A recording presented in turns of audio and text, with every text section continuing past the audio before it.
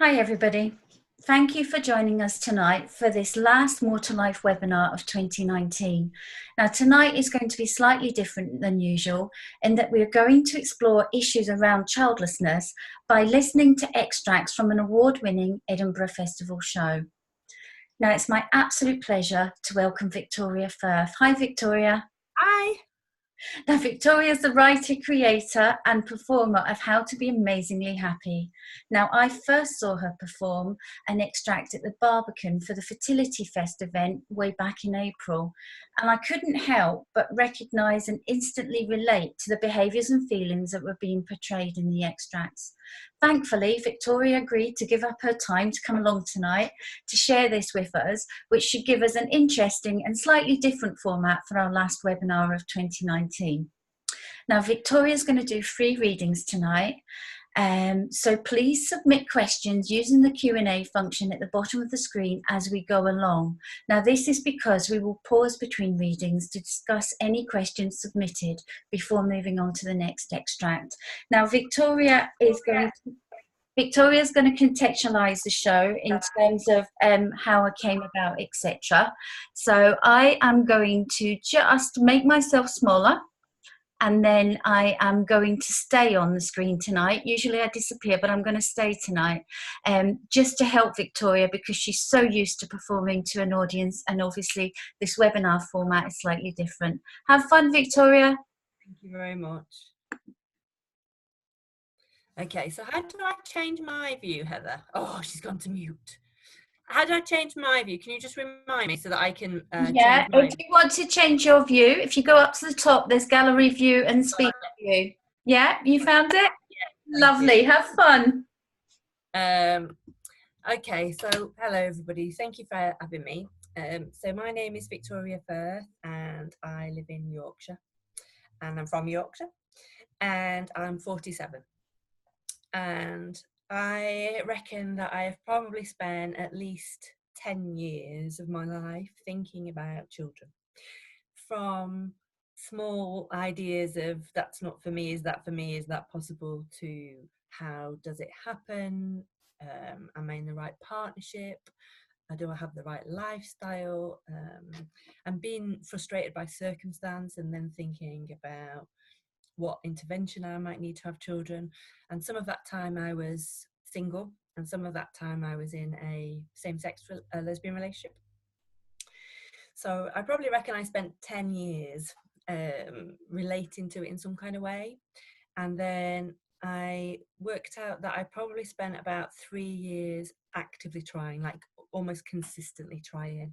And when I thought back, I thought, I'm sure it's longer. It feels much longer, but I think it was about 3 to 5 years. And then it's now about 5 years since my last failed attempt. And I think I didn't know at the time that my last failed attempt was my last failed attempt. I think I just needed to stop because I just couldn't physically or emotionally do any more. And it's become my last failed attempt. And over time, one of the things that I've been thinking about is how to process that experience and what makes me happy and what are the ingredients of a fulfilling life. And for me, one of the answers was performing. And it's not the only answer. There's lots of other things that I've changed in my life or thought about, but I always knew from being younger that I wanted to perform, and I did and do work in theatre, mainly like behind a desk. But I decided I wanted to perform, and it felt a bit like I haven't really got that much to lose now, and I think it could be fulfilling for me. I'm going to try it. And so I have ended up, for pragmatic reasons, making a one-woman show.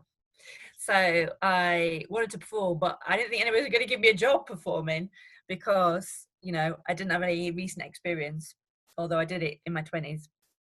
So I wrote a show mainly so I could be in it. So this is my show. This is the picture of it. And it's called How to Be Amazingly Happy. with an exclamation mark to suggest some kind of irony, I think. And it's a picture of my face, but with an egg. I don't know if you can see it, it's an egg in my mouth, but with a smiley face drawn on it. And the show looks at childlessness, not by choice. And my journey, that 10-year period really, from before to sort of during and after. And I really wanted to show a broad church of experience so that lots of people could relate to it.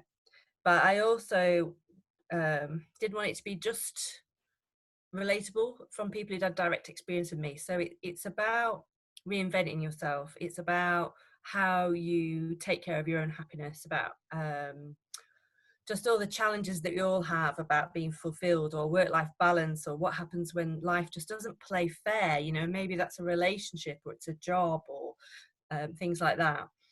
And so the show is a mixture of me performing funny anecdotes of escapades, really, that I've tried in trying to be happy, very sharply juxtaposed with a voiceover, which is more of an inner monologue about childlessness. So just, it's hard for me to perform the physical stuff, so I'm going to show a little video to give you a flavour of that kind of side, and then I'm going to read some of the more thoughtful extracts. So if I can do the technology correctly, I shall attempt to show you, it's only like 40 seconds or so, a brief video. So I believe I go to share screen, so hold the line, caller. Give me a second. I'm here if you need me. Yeah, I think it should be there because I have set it up. Yeah, it's there. Brilliant. This is the power of rehearsals. Now, can you see that now? Yes. Yeah. Great, here we go. I'm on a quest to be amazingly happy.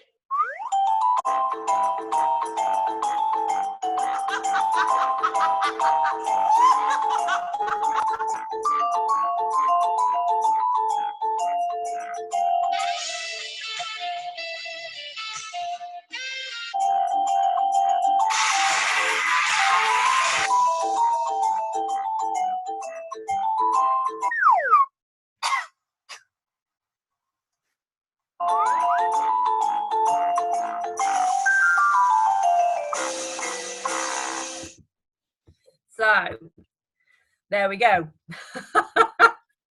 So it's me being daft a lot, really, and going, oh, maybe I should get a dog, maybe I should learn to bake, maybe I can take up cooking, and doing all those kinds of things. And then in between, you sort of hear the real story. So I'm going to read a piece now, which is from quite close to the beginning of the show. In fact, it is the very first piece of audio that the audience get to hear. It's called Before, and I'm going to read it to make sure I get it right, but also because I never learnt it because I don't perform it in the show. It's on a video, it's on a audio tape, and I'm going to, because I perform in my normal voice rather than a character, I'm just being me. I'm going to light a candle to just take a moment and say I've started, and then I'll blow it out so that we all just know I've got to the end. And Heather's going to, I think, then respond and maybe ask some questions. So I've got super long matches because I couldn't get the little ones this week. There we go. But it's nice and dramatic, which is good for theatre.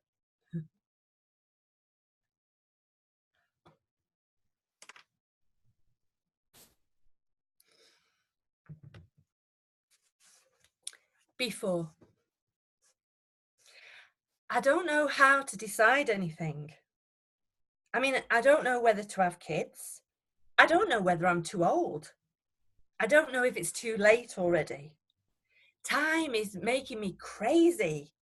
Surely, if you have to decide, then it's not right. But if you don't decide, it won't happen, and then you might regret it. But how will I know? Everyone says different. How do I fit it in? Surely it just happens. But I'm single, so it can't just happen. And I'm a lesbian, which is also not helpful. Am I entitled? Oh, no dad. And I love my dad. Medical stuff. My body is mine, and there's nothing wrong with me. Is there? How would I know? Must decide. Must find out. Is it immoral to pay? Is it cheating? Is it compromising? Is it selling out? It could just be wrong. I mean, is it wrong to be willful? How do you be sure? Better be sure. Better be sure. How do I know my destiny? I want to choose. I don't want to choose. How do you choose?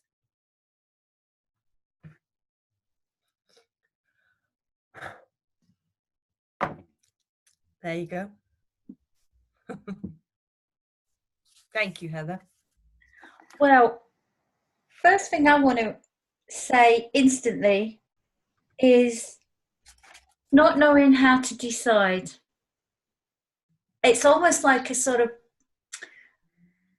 a brain fogginess, isn't it? Yeah. Because you have all these questions. You know that time is limited. Yes. And you know that if you don't do something, then nothing will happen. Yes.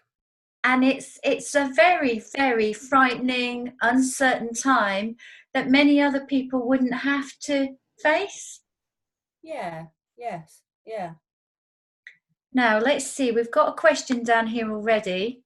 Great. Oh, it's all right. We've dealt with it. It's about the volume. Oh, yeah.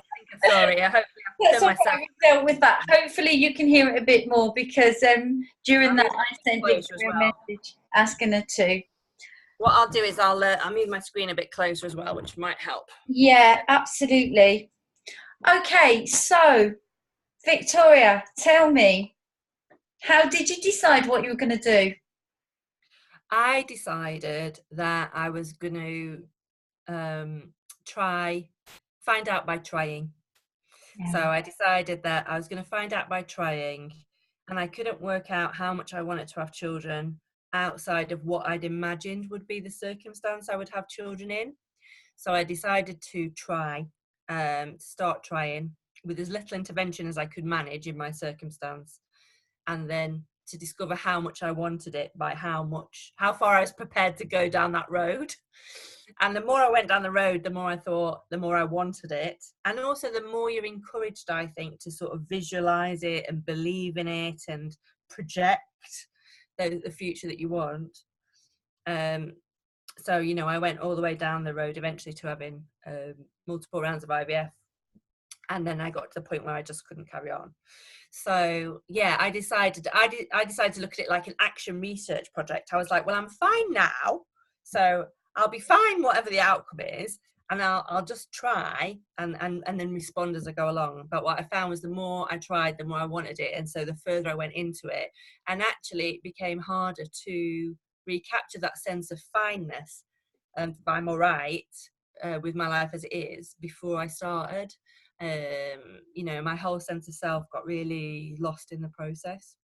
And it almost sounds as if you wanted to do like a sort of Gantt chart to plan it in, and you got sort of lost in that process of doing it. But another really important word that I heard you use was entitlement.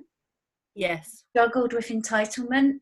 Yes. Which I think a lot of people do struggle with, especially if it is somebody single who's trying to have a child and not being successful and not knowing what way to go. I think entitlement is a big issue because I think society is very willing to give you their opinion about it, and you have to be quite single-minded and focused about what you want and what you're willing to do and how far you're willing to go to get what you want.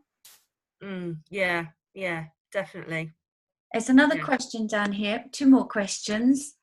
Do you regret waiting before you started trying? Yeah, I just read that question and I kind of thought, I don't know how to answer that. I don't know. Like, it's definitely my age was the problem. I mean, obviously my circumstance made it difficult, but if I'd have started sooner, I would have had a much better chance. And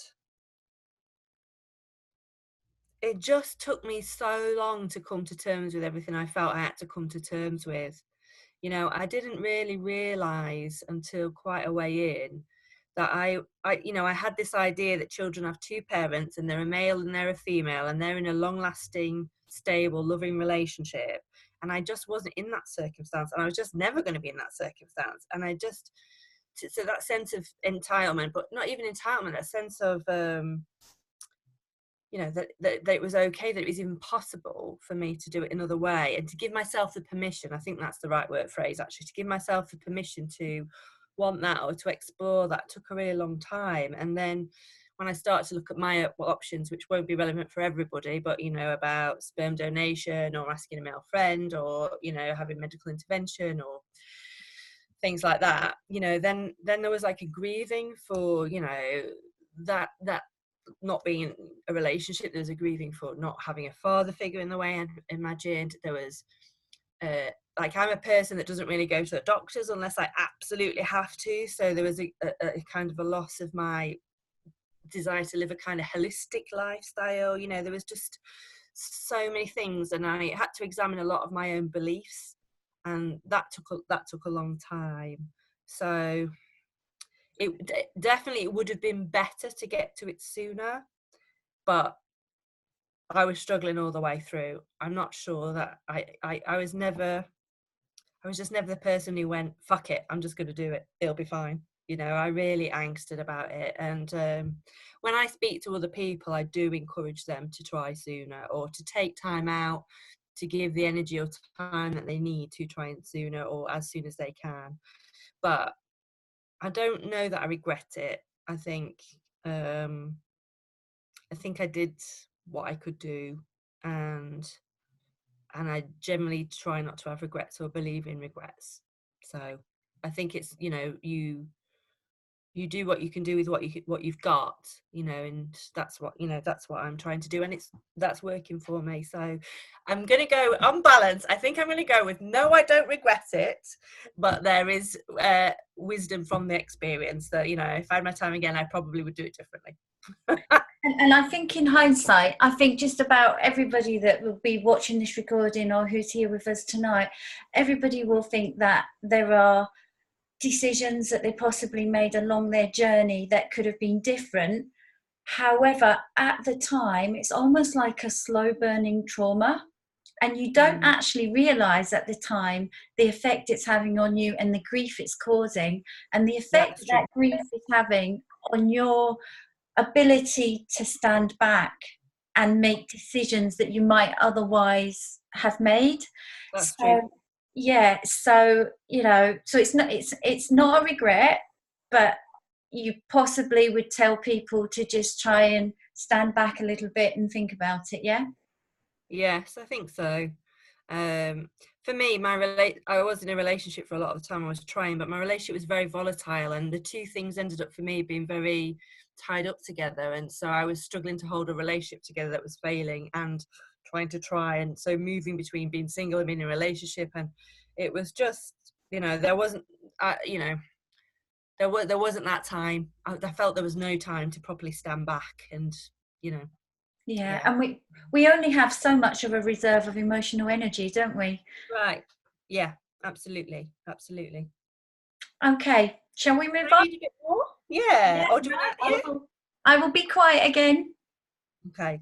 This is a shorter piece, and this is a piece from the middle of the show.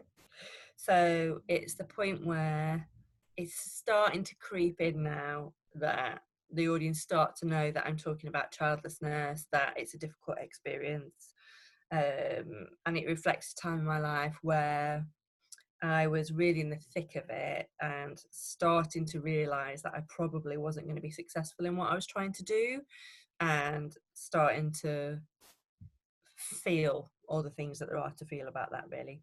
This one is called Point of Me.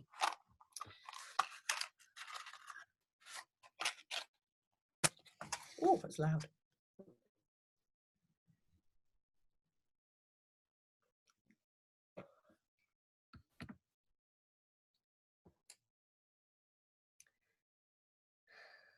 the question now is, what is the point of me? I mean, you know, there's life markers. You go to school, then you go to a bigger school, then you go to university, you get a job, you meet someone, you get married, you get a house, you get children, you get time out, you get a better job, you get grandchildren, you retire, you get sick, you die. Standing from here, I'm looking into a lot of empty space, a big void, then get sick and die. I mean, what are you supposed to do with all of that time? What is the point? What is the point of me?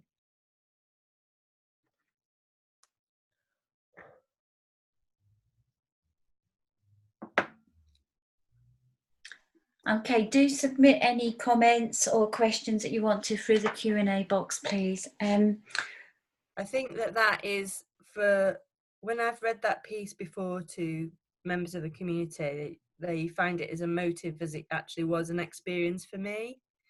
And the relationship with time is such a big feature of these journeys, you know, from running out of time, not having enough time, to then going, oh my God, I've got all of this time now where I don't know what I'm doing in my life.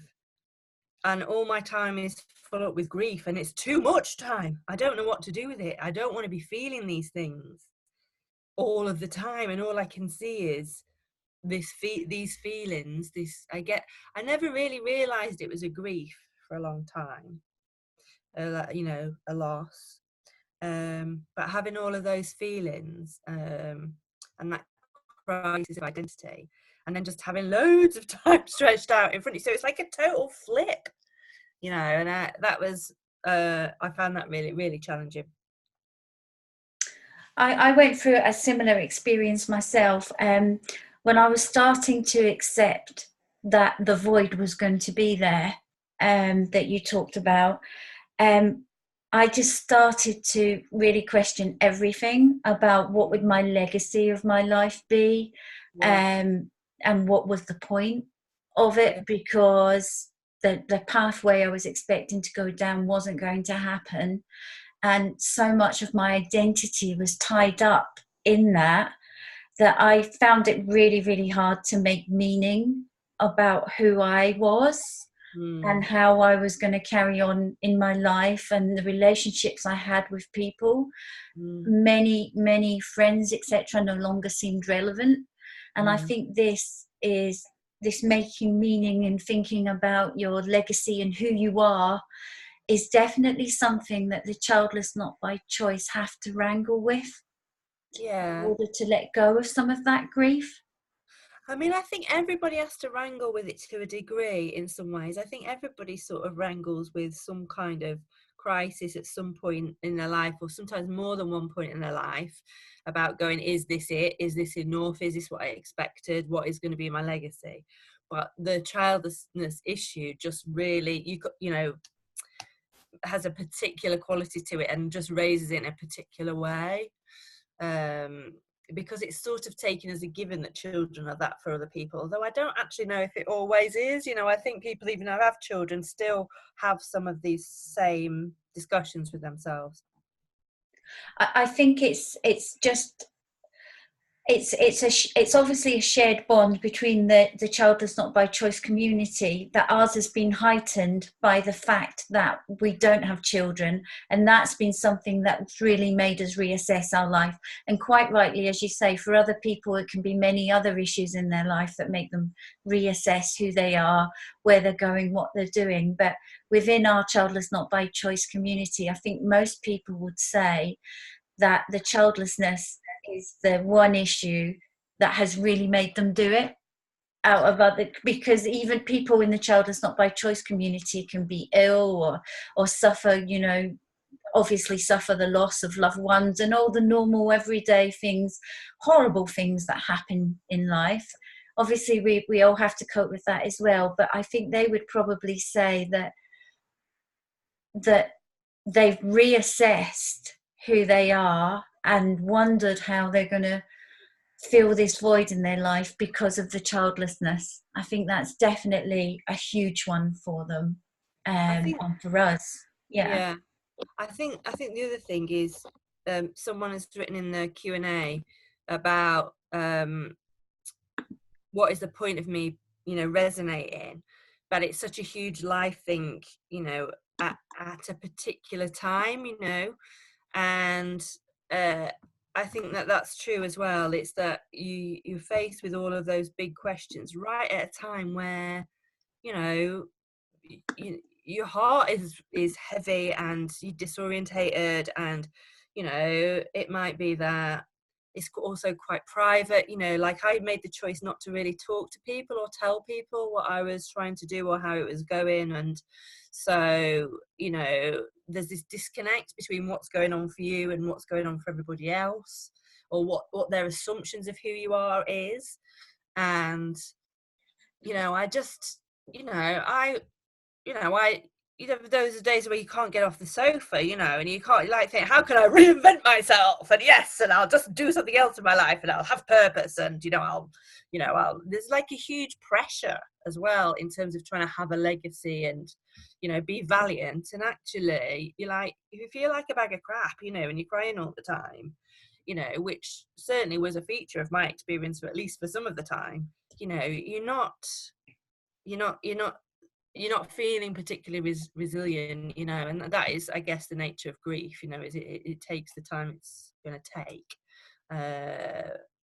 but I think we are,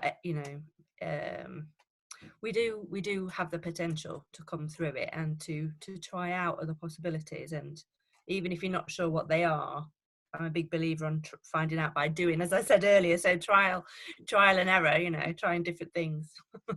This might be a good point for me to come in with one of the things that stuck in my mind from when I watched the extract you did at Fertility Fest in April at the Barbican. Yes. And the scene that really, really stuck in my mind, and the video there reminded me of it as well that we saw, was the cake baking.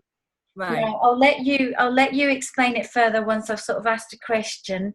But what struck me and resonated with me, and I thought I can really relate to that, was it seemed to me that you were doing it to please others around you, exhausting yourself doing it. But it wasn't really you that wanted to do it. You weren't really turning up there to do it, but you still relentlessly carried on baking these cakes to please people.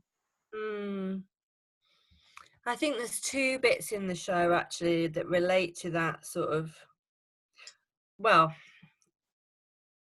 for everybody, but particularly I think sometimes for women, we have these internalized ideas, like being good or trying hard or being nice, and sometimes their ideas, they're not helpful. And so at different points in the show, I sort of challenge them a bit. There's another bit where I talk about being good and trying to be a good friend and trying to be good at my job and being a good daughter and all the things I do in that respect. And then, yes, there is a monologue about baking where I talk about showing my love or trying to home make, I think, showing my potential by baking. I think, I certainly had notions that if I'm a good person, good things will happen to me. If I'm nice, then my life is supposed to work out all right, isn't it? Do you know what I mean? That's just fair.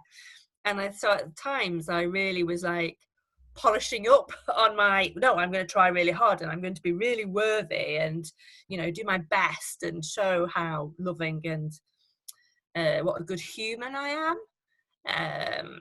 And then ultimately it just made me cross because I was like, well, this is just bollocks.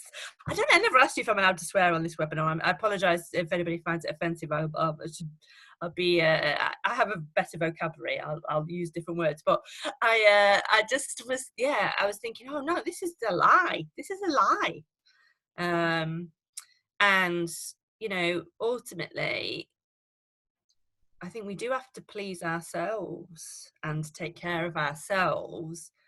And it's surprisingly hard to give the permission to do that. And that's been a great journey for me, to do things that I enjoy and not be feeling like I'm being selfish or wasteful of time, or I don't know. And that just, or flippant, like on a whim. Oh, well, I'm going to do that today, and actually that is one of the brilliant things that we have about us, is that we can do that, and it's all right to do that. And actually I think it's essential to do that, because I think the more you can go after what interests you and that gives you pleasure and that makes you feel good in your body and that makes you feel well, then the better you are for everybody else in the community anyway, but just a bit more fulfilled you are for you. And like, that's just the most important thing, I think. So I very strongly believe that now. And so that's a very long sort of roundabout way of answering your question, but they're all the things that I'm trying to sort of slightly unpick a little bit in the show. Yeah, I mean, we don't need to be superhuman and these overachievers in life, do we? We just need to be us and to find our happy. But I obviously don't want to preempt what you're going to do next or anything at the moment. We've got a few. No, that might be the one. Oh yeah, no, that's the question we've already done. We've covered that one. That's good. And I think the superhuman thing is really interesting. It's part of that same trap that we can do it all, we can have it all, and it's sort of more is better. And I am a very tenacious person and a very productive person, but for me that just like went into overdrive then with this sort of, because I think one of the things that took me a while on my journey was that being self-determining, in terms of going, I am going to choose to make a child. It's like a big step. But then being a very productive person and trying hard and trying to be good and being self-determining and just then it's like, how do you take a breath and not try to solve things by just doing more and just filling things up, so I a mixture, I should say, then a mixture of trying to give yourself permission to do what you need, and sometimes that's more and different, and also sometimes that is less and standing back. And I mean, for many people throughout their life, trying hard and working hard has been the main way that they've achieved things. But actually, with childlessness, it's no reflection on how hard you've tried to have children or what you've tried to do that you've not been productive. It's one of those things where the amount of energy that you put into it doesn't always equal the outcome. And for somebody who in the past has always got results through hard work, that can be really, really hard to accept, that because you start to self-blame and you start to think, was there something, we talked earlier about, did you have any regrets at not trying earlier? You start to analyze everything that you did along the journey and think, could I have done even more? And it is, as you say, it's just another form of putting pressure on yourself. It's like being a member of a gym, isn't it? When you've got absolutely no inclination of going to the gym, and you join one every January and think, right, this year's going to be different, I'm going to go, but it goes against the natural grain of who you are as well. And you're never going to do it if it's not who you are. And I think sometimes when we've experienced childlessness, because we feel we don't fit into society, we try lots of things that are not actually naturally who we are, but we feel we have to try and be successful in other ways in our life. So we continue to pursue these things that are never going to be, that are never going to be us, really.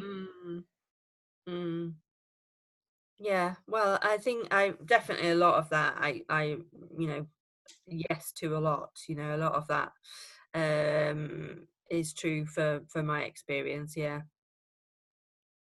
Okay, shall we move on?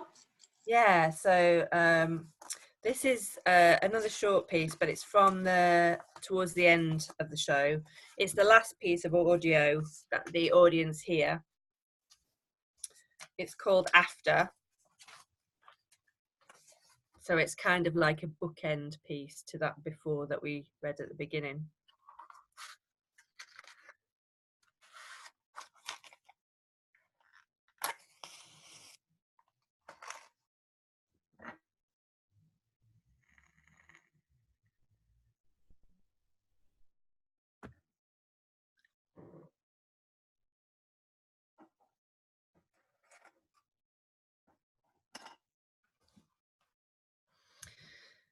After. Recovering from a trauma.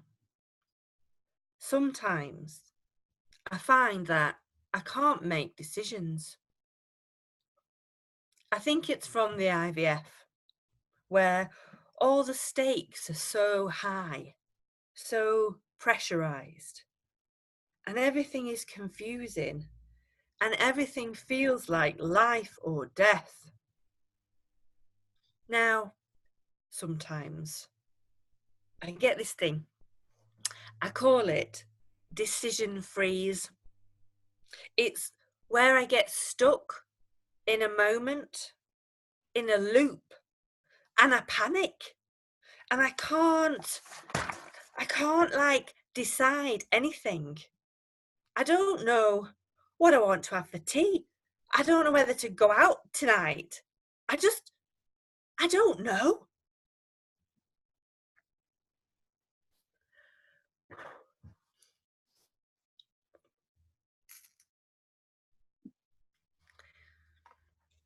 And I wrote that piece because that's the only time in the show that I actually mention IVF.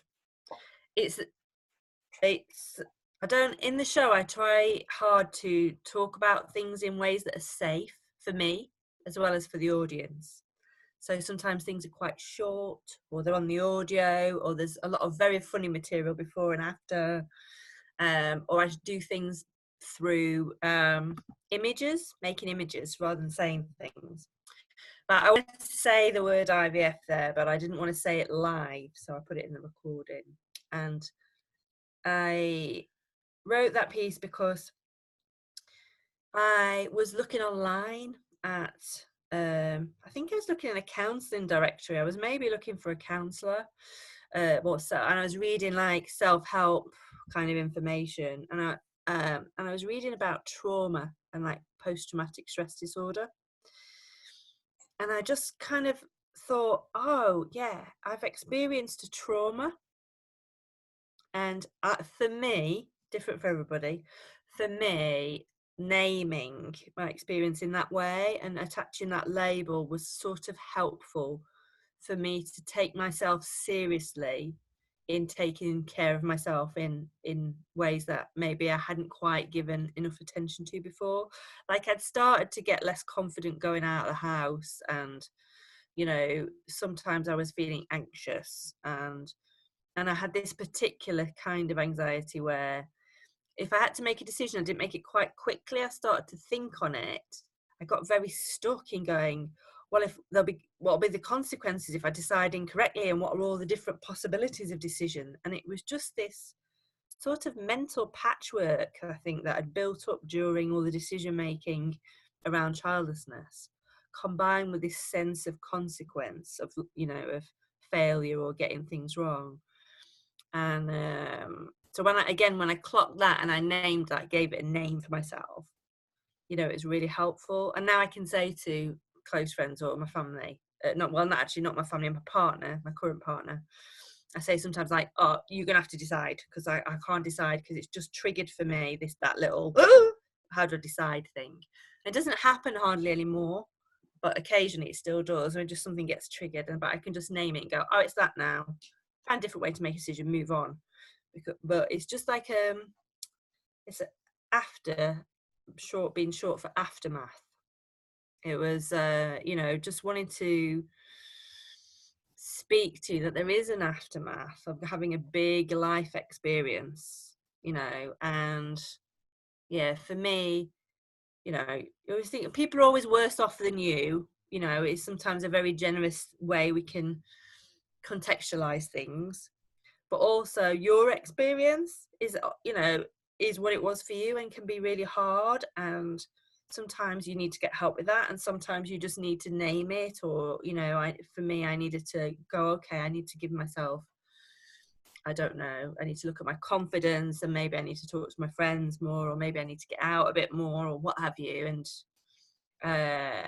so yes, that is what that piece is about. So it's really validating. You talked about the indecision in the aftermath, etc. It's validating and it's acknowledging that it's there, isn't it? Yeah. And that has probably helped you to move on by doing that. Yeah, but yes, probably yes. Yeah. I think when we recognise how serious and how difficult something has been, a journey that we've been on has actually been, and the toll that it's taken on us, and we recognise those triggers that you talked about that remind us of it, I think then what we are doing is we are putting it in a box almost, sticking a label on it, recognising it, and knowing that sometimes that box will be opened, but we're giving ourselves a way of putting a lid on the box as well, right, and moving away from it. Yes. Yeah. Yeah. I don't usually speak metaphorically. This is the effect living on me, Victoria. I never realised all of this. You're finding the creative side in me. Thank you very much. Right, we've got a question down here. Why did you choose not to mention IVF in the live part of the show? You've answered that, really, haven't you? Well, I can answer it a bit more, really, is that, you know, I didn't intend to make a show about my own experience, really. And I didn't intend to do it to be cathartic for me. I just wanted to perform, because that was one of the things that I wanted to do for my own happiness. And I went on a course to learn about making my own theatre show. And we had to talk about all of the kinds of things that were very pertinent for us about the time, or our experience, or things that we thought about. And then we had to choose the 3 things that were most reoccurring, and then talk to the rest of the group about them. And they voted on what they thought they would be interested in going to see in a piece of theatre. And I had 2 things. One was, I want to just have more fun. I want to have more fun now. I have had some shit years and I want to have more fun. And then I also had this, you know, how do you know how to have kids? What if it doesn't work out? You know, how do you deal with this childlessness? What about your identity? All of that sort of bundle of stuff. And they said, oh, we want both of those things. So I thought, oh, I'm going to make a show that does both. But at first I really rejected it. You know, they really encouraged me, and I'm very grateful for that now in hindsight, because I've made a show and it's serving me, and hopefully it'll serve other people, and it is also making me happier by enabling me to perform in this and in other things now. But I was like, I can't make a show about that. I felt like really ashamed of not being able to have children, and I'd chosen not to talk about it very much, and I felt very ashamed of failure, and I felt like I'm not ready, and how can you do this publicly, even for somebody with a theatre background? It felt like a big thing. And so it took quite a long time for me to get more comfortable being open about the subject matter, personally and professionally, creatively. And so I took sort of small steps, and I made the show very deliberately in a way that was manageable for me, and also hopefully manageable for the audience. So all of the more difficult material, I thought I'd put on the audio. And then it's like, I don't have to find it in myself live every night. And also the audience can choose what relationship they want to have with it, because it's not a person who's right in front of them. You know, they can choose how close or distant they want to have it. So it was a self sort of protection mechanism, really. And I think, you know, like, I obviously am more open now, and doing the show has definitely helped me to be more open.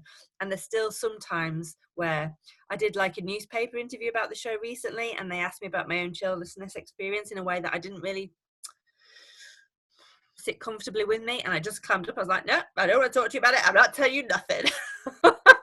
Because it is quite personal. And so for me, it was a personal comfort kind of choice. You know, I wanted all the things to be in there, but I also just was going small steps. And I think, you know, sometimes coming out or going through, or however you describe this sort of journey, sometimes you just got to go with where you are, you know. But the important thing, I think, for me is like, it does change, you know, it can change. So So the show you did it in 2018, didn't you? And Yeah. obviously it's helped you and you've moved on a little bit since then. So has the show changed at all, or is it still the exact same format that you started with back for your very first one? It has changed, but I think it's changed mainly because I've become more confident as a performer. The show's sort of matured in that I know it better, but also I think I've dusted off, you know, my skills as a performer, and I'm getting better at it. So that's better. And I have changed bits of the material as I've found slightly what resonates with people better. It's largely the same. It's very recognisably the same, but yes, it's evolved. It has a life of its own now, really. It started off as being this very raw thing that was very much me, and now it's a thing in its own right that I communicate to people. Yeah. So what sorts of comments and feedback then do you get from the Childless Not by Choice community that have gone to see it? I always stand by the door when the audience go out, and I offer people a badge, actually, that have got some words on it from the show. And I do that deliberately because I want to sort of be available on the way out, you know, if anybody wants to say hello or have a hug or things like that. And quite a lot of people do stop and chat and say that it resonated with them, or, you know, it chimed with them, or there was a piece that was particularly pertinent. Quite a lot of people stop and chat who've come to the show not because they have personal experiences of being childless. There might be younger people who haven't decided yet whether they're having kids. There might be people who've had children but their kids have recently left home and they're reinventing themselves in relation to children for another reason. There might be people who've come because they think it's a comedy and it just be funny and they want to be more happy. And they always speak to the fact that it's resonated with them as well, because I've written it hopefully in a way that is broad enough for people to relate to in their own way. What I find sometimes is that the childless, not by choice community, for a very long way of expressing it, but some people who've been personally affected, is they don't talk at all afterwards. Sometimes they just go. And when it first started happening, I was like, oh, maybe they didn't like it. But actually, I get quite a lot of emails 2 or 3 days after the show where people have emailed and said that they felt moved, or they related to it, and they've just taken a bit more time to respond and then to let me know about it, which is, you know, it's lovely for me that people take the time to say, and I always email back as well, which is nice. And actually, that's a really pertinent point that you made there, because when I watched it, it was on the journey home when I was traveling, that I really sat and thought about what I had seen. Now, while I was watching it, I felt sort of mesmerized by what you were doing, and that because you were moving around quite a lot at some particular bits, and I was sort of mesmerized and listening and just trying to take it all in. But on the journey home, I sat down and thought, oh my goodness, that's me. I saw myself in what Victoria was doing in the show. But I needed that time of just sitting quietly on my own, so I can understand why a lot of those people who have been personally affected, as you said, might take some time to think about it and not give you their immediate feedback as soon as the show's finished. Yeah, yeah.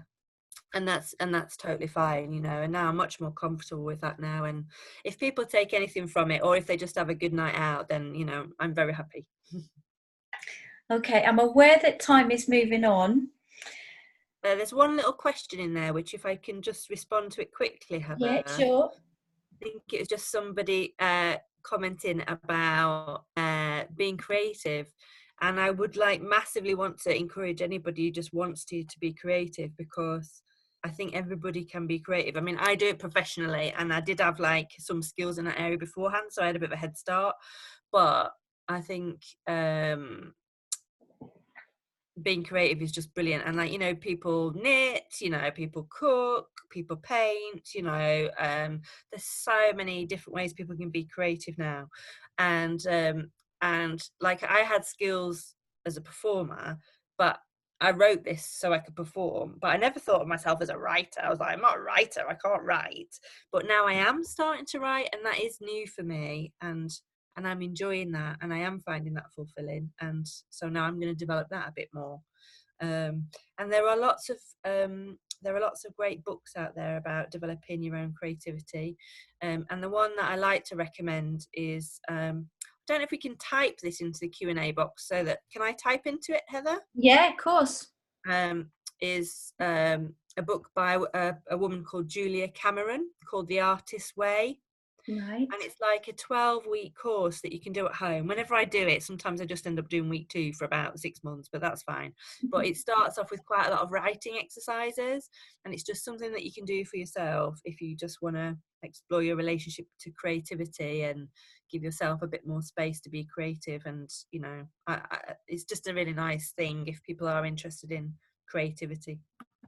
And I know a lot of people keep journals, etc., and they find that that's their way of being creative, or, you know, try to write poems, and they find that really useful. And I know World Childless Week really has a big focus on creativity, and of course Fertility Fest as well is all about the arts, really, isn't it? And creativity.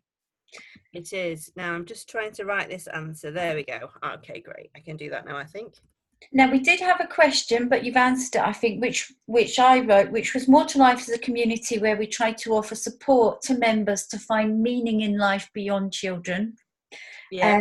And my question was going to be, how's doing this show your way of finding meaning? But I think you've answered that. So I'm going to ask another question, which I like to end on a really, really positive note. So please give me, Victoria, one advantage that you've honestly found in your life in living a life without children. I am just typing my answers that I just said aloud, just for other people who might look on the tape afterwards. There we go. The only thing is, they're not going to see that, so I am going to... Fine. Well, I'll leave it there anyway, in case somebody wanted to take more time to copy it down, because it wasn't clear on the audio. Okay. Tell me that question again, Heather, quickly. We're going to end with positivity. Give me one advantage that you have honestly found in living your life without children. I feel slightly uncomfortable giving one thing that I think I feel positively about not having children, because like I have loads more free time and I have more freedom. Like, I'm going on tour now with my show, and that would have been very difficult to be doing otherwise. But I do know people who, you know, build their lives around children. If I'd have had children, I'd have made things work differently, you know, and it's hard to know what if and what's different and things like that. So I've sort of found that a bit difficult to sort of process, and I don't know whether I'd have chosen different if I'd have had children, so who knows. But the thing that is different, I think, for me from the process of going through that life experience is that I do feel more confident in myself. So I have been through that process where I've had to think about all those things, you know, what matters to me, you know, all those daft beliefs about being superhuman or being good and good things will happen, or like being attached to an idea of what my future will look like, you know. And I just feel I'm more confident now. I am more able to hopefully sort of be with what is, and I'm more open to unexpected things, unexpected joys, or unexpected life experiences. You know, now I've been able to let go of that attachment, and I think it really was an attachment to, this is how things will go, this is what I want. And that probably sounds sort of a bit vague in a funny kind of way, but actually it is, you know, it is a really important difference. You know, I do take my own happiness seriously now, and I'm happier for it because I am making things happen that are good for me, and I'm glad I'm able to do that. And a lot of other people have noticed that, you know, friends or other people are like, you know, it's really interesting what you're doing, and it's great how you're doing new things, and you know, they're generally going, oh, that looks good, you know, it's, oh. And you know, I think that a lot of that has come from the sort of, not wisdom, because that makes it sound like worthy, but you know, whatever that experience was that I've had, you know, I've got life experience out of it that is now serving me in positive ways. Thank you for your honest answer. It wasn't an easy question for you to answer, but thank you for answering it so honestly. I really appreciate that. So where are you next performing? So I have one performance left this year, which is actually in Sale, just outside Manchester, this Friday. But then I'm going to be touring for spring and summer next year, across the country. So my name is Victoria Firth. I think, oh, it says it under my head. And if you go to my website, my tour dates are always on there.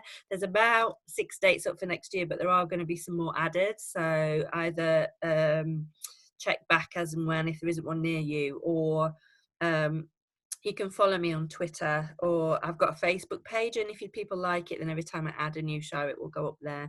Will those